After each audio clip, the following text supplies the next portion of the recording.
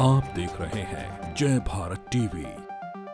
उत्तराखंड की 5 लोकसभा सीटों में पौड़ी गढ़वाल की सीट सबसे हॉट बनी हुई है। इसके दो बड़े कारण हैं। एक तो ये कि बीजेपी के राष्ट्रीय मीडिया प्रभारी और दिल्ली में लगातार काम करने वाले उत्तराखंड के रहने वाले अनिल बलूनी वहाँ से चुनाव लड़ रहे हैं, इसलिए बीजेपी का खास फोकस है उस सीट पर।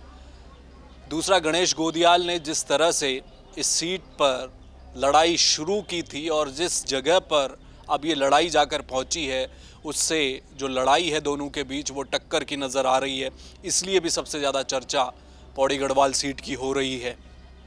इस बीच देश के रक्षा मंत्री राजनाथ सिंह ने बीते दिन दौरा किया पौड़ी लोकसभा सीट का और एक बयान उन्होंने मंच से दिया, जिसके बाद एक अलग तरह की चर्चा भाजपा के प्रत्याशी अनिल बलूनी को लेकर यहाँ होने लगी। ये बयान क्या था, इसके मतलब क्या है, ये भी समझेंगे। पहले इस बयान को सुनिए। कि आप लोग केवल सांसद नहीं चुन रहे हैं, फिर से दोहराना चाहता हूं, आप लोग केवल सांसद नहीं चुन रहे हैं।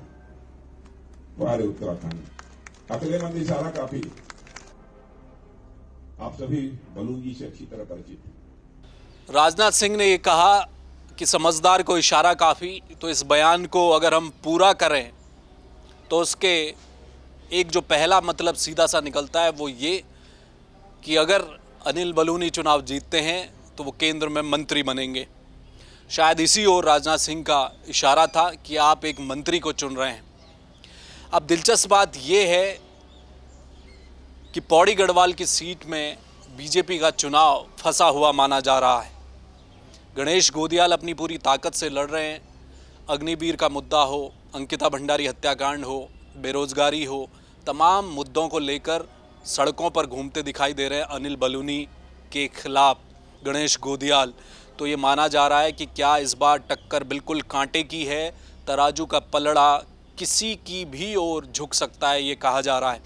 ऐसे में अनिल बलूनी के समर्थन में जिस तरह से रक्षा मंत्री ने बयान दिया है, क्या वो एक दांव है, एक ऐसा दांव जिसे खेलना बीजेपी के लिए मजबूरी थी?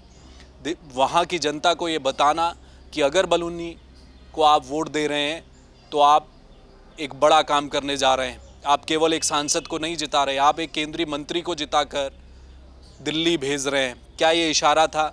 क्या अनिल बलूनी के समर्थन में राजनाथ सिंह ने जो बात कही, प्रधानमंत्री नरेंद्र मोदी, अमित शाह, क्या चुनाव से पहले जो रैलियां हो रही हैं उनमें इस बात को कहेंगे, या अभी तक कहा क्या? प्रधानमंत्री ने अभी तक ऐसी कोई बात नहीं कही। तो राजनाथ सिंह ने ये बात क्यों कही, इसको लेकर भी चर्चा हो रही है। पॉलिटिकल पंडित ये मान रहे हैं कि ये बात राजनाथ सिंह से कहलवाई गई है। क्या अनिल बलूनी की ओर से ये कोशिश की गई कि एक इस तरह का मैसेज पौड़ी गढ़वाल में दिया जाए कि अगर बलूनी जीतेंगे तो निश्चित तौर पर मंत्री बनेंगे? दूसरी चर्चा इस बात को लेकर भी हो रही है कि अनिल बलूनी जब दिल्ली में भाजपा के राष्ट्रीय मीडिया प्रभारी के तौर पर काम कर रहे थे, अभी भी कर रहे हैं, लेकिन जब वो राज्यसभा भेजे गए, लगातार दिल्ली में एक पावर सेंटर की तरह वो काम करते रहे।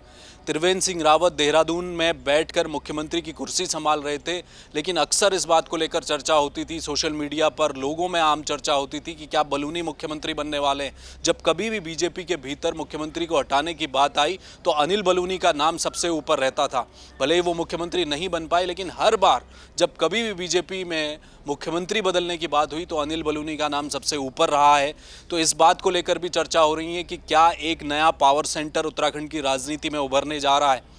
अगर पौड़ी गढ़वाल से बलूनी जीतते हैं तो निश्चित तौर पर उनका सिक्का और मजबूत होने वाला है। और क्या आने वाले समय में बलूनी उत्तराखंड में एक बड़ा चेहरा बीजेपी की ओर से बनते चले जाएंगे, इसको लेकर भी चर्चा चल रही है।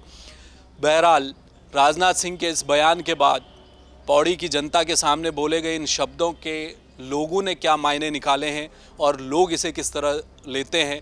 क्या इससे बलूनी को पढ़ने वाले वोटों की संख्या बढ़ती है, या फिर जो गणेश गोदियाल जिस तरह से इस समय चुनावी कार्यक्रम अपने चला रहे हैं और जिस तरह की टक्कर वो दे रहे हैं वो हावी रहते हैं? ये आने वाला वक्त बताएगा। नज़रें सबकी अब 19 अप्रैल वोटिंग और उसके बाद 4 जून को मतगणना पर रहेगी कि पौड़ी की जनता इस बार किस प्रत्याशी पर अपनी मुहर लगाती है। कैमरामैन मयूर उपाध्याय के साथ हेमभट्ट, जय भारत टीवी।